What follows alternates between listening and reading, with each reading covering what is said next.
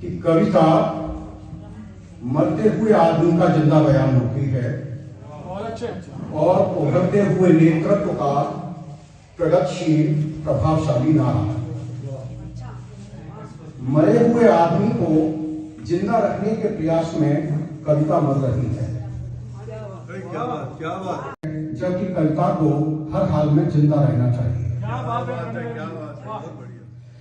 यदि अर्थहीन शब्दों से मरे हुए जमीर की सवांग आए, यदि अर्थहीन शब्दों से मरे हुए जमीर की सवांग आए और व्याकरणों के आचरणों या आचरणों के व्याकरणों पर बहस बेमानी हो जाए, तब कविता को जिंदा रखना कवि की ही नहीं, श्रोता, पाठक और संपूर्ण समाज की नैतिक जिम्मेवारी हो।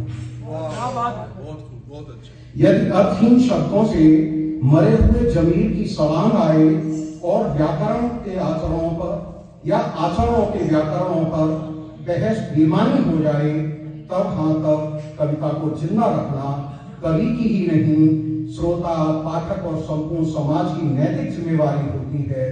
कवि के मरने या मारे जाने के बाद, कवि के मरने या मारे जाने के बाद कवि की आत्मा कविता में जिंदा रहती है।